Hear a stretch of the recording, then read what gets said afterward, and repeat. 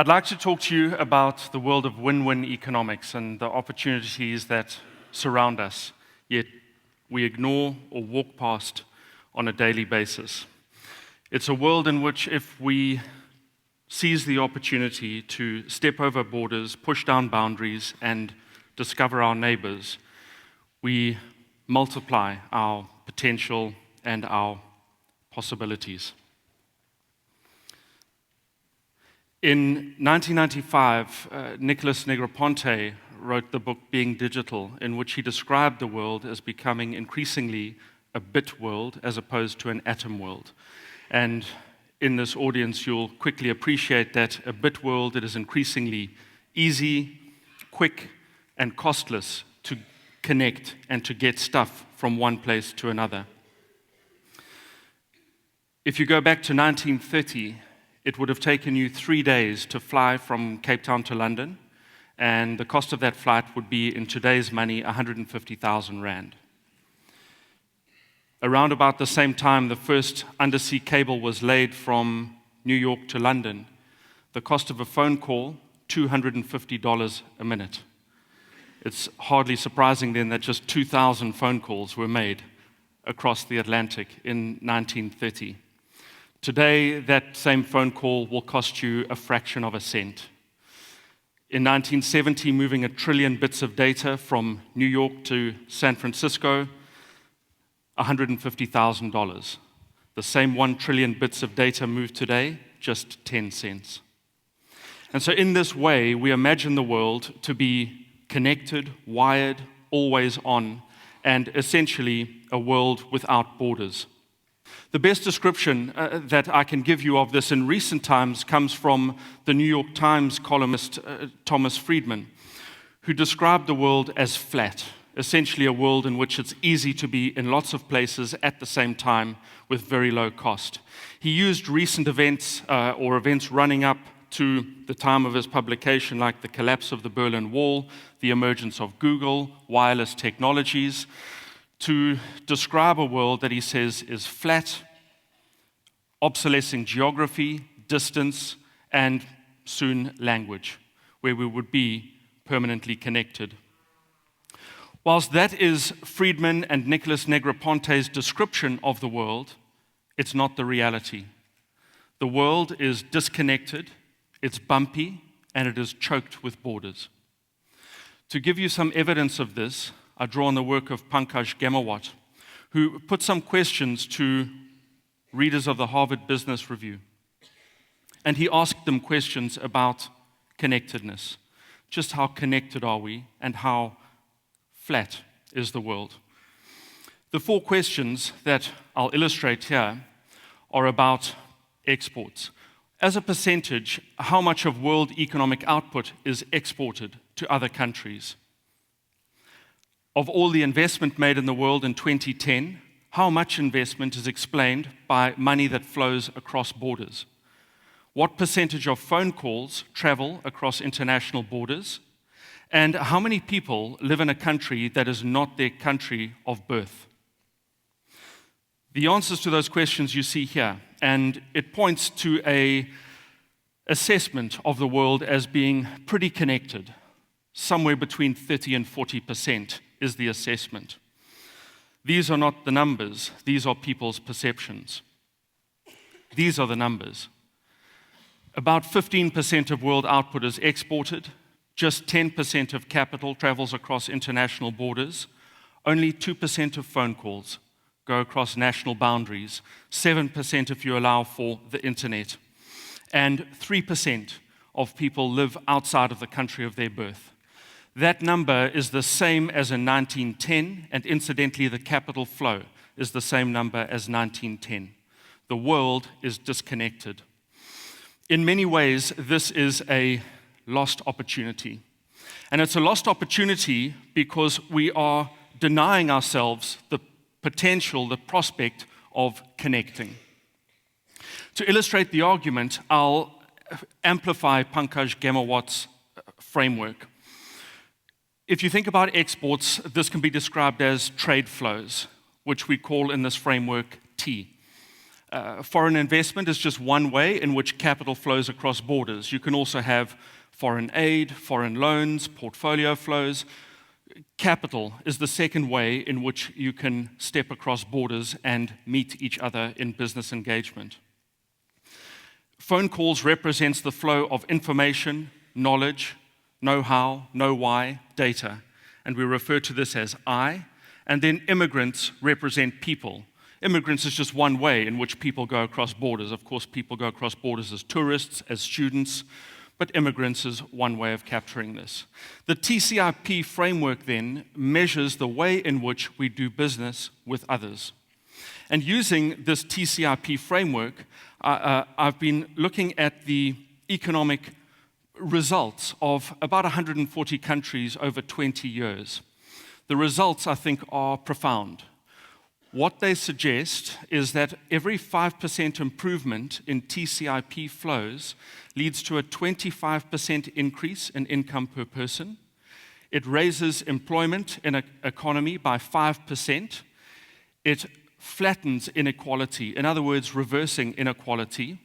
It corresponds with higher standards of living and happier societies. Yet we live in a bordered world and a bumpy world in which these opportunities are the exception, not the rule. There are lots of other ways in which we can illustrate the lack of connectedness. Just 20% of all internet traffic goes across national borders, and of online news readership, 95% of online news readership is on local news sites. We operate essentially as if the other doesn't exist. Of that TCIP framework, the trade, the capital, information, and people, when we drilled into the results, we were amazed by a specific observation. And the specific observation is this: whilst TCIP collectively matter, it is I and P that does almost all of the lifting.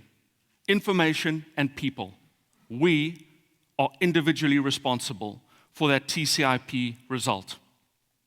This can be evidenced in lots of ways, but one of the best illustrations I can give you is Sugata Mitra's Granny Cloud, where for 1 hour a week, grandmothers in the United Kingdom get onto Skype and call school kids in India. And they spend an hour talking to these school kids about what's going on in their classroom. They help them with their homework. They talk about their experiences. They read books with them online. They are not teachers, the grannies. They're officially known as e-mediators, rather intimidating. They're not teachers, and they're not teaching kids. They are simply collaborating with them, partnering with them. And in this way, they become virtual grannies. The impacts on these children, I would venture, are profound, positive, and permanent. There are many other similar examples that reinforce the observation of Sugata Mitra's Granny Cloud. Boundless. If you send your school curriculum to Boundless, Boundless will send you back your textbook using internet resources. In 1970, Michael Hart started typing up all books that had gone out of print. When he died in 2011, he left a library of 40,000 electronic books.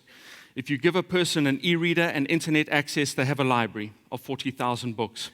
And Sebastian Thrun's massive open online course in artificial intelligence run out of Stanford University in 2011 had 160,000 students in that classroom, some of them taking the subject from the Congo. Seen in this way, I would venture that South Africa doesn't have an education crisis. South Africa has a mobility crisis. If we take the observations about increased connectedness, a 5% improvement in the flow of trade, capital, information, and people from South Africa to others would lift South Africa's income per person by about 40%, our work suggests. It would halve unemployment, which is a central ambition of our policymakers.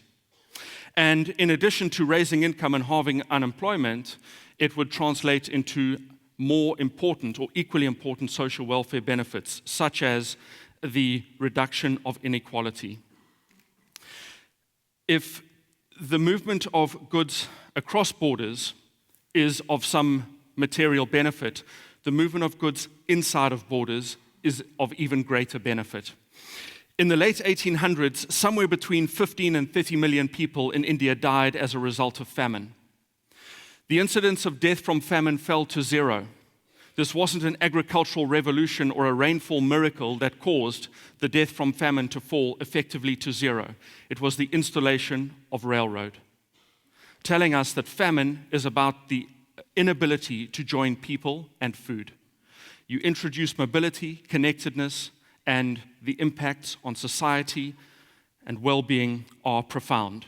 If we fast forward the observation from India in the late 1800s to today, we find that increasing the infrastructure, the information communication and telecommunications technology infrastructure of an economy would raise GDP, economic growth, by 1% per annum. If you do the same 10% improvement to physical infrastructure, roads, railways, airports, harbors, that would lift the economic output by 3% per annum. If you add those two ingredients together, South Africa goes from a 3% economy to a 7% economy. This is pivotal because whilst the South African economy has achieved profound advances, and as a society, as an aggregate over the last 20 years, we remain deeply challenged and troubled. South Africa has the highest income inequality in the world, and we have one of the lowest levels of social mobility, meaning that if you are born poor, you are likely to live your life poor. What connecting information and people does is it changes this reality. Mark Johnson is walking down the road in New Orleans in 2006, where he sees buskers playing for change after the devastation of Hurricane Katrina. And he starts to record those artists. He then overlays their music, and he takes those spectacular compilations and sells them online.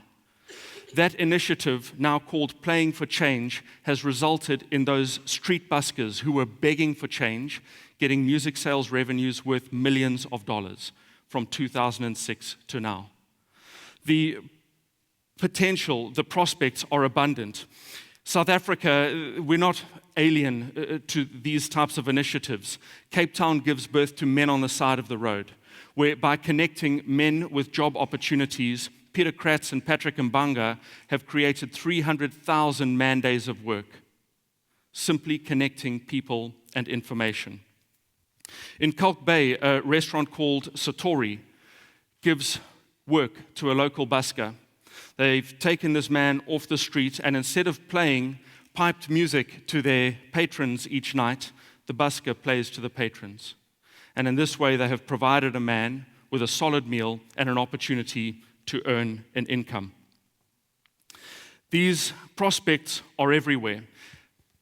September last year, I was sitting in my office when late one evening, I got a phone call from my daughter. And she says, "Dad, what time are you coming home?" I gave her the answer that fathers don't want to give. I said, "I'm going to be home late. I've got a client problem I'm working on." My wife was away. She was on her own with our nanny. I put down the phone and I felt awful.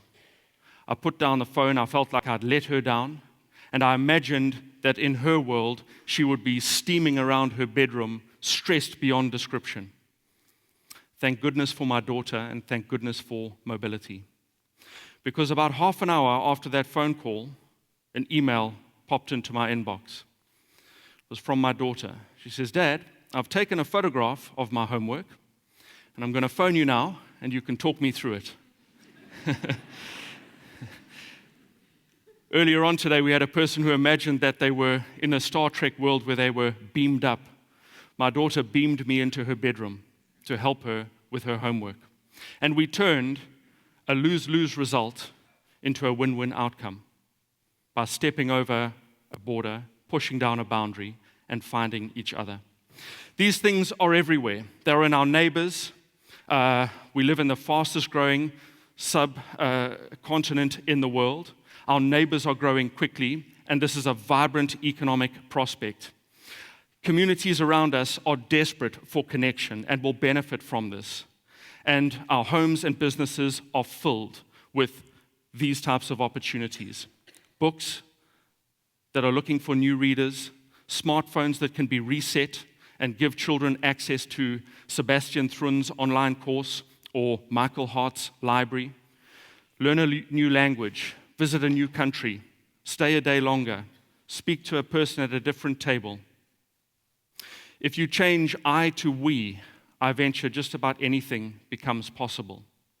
And sometimes these connections are as close as in our own home. Thank you.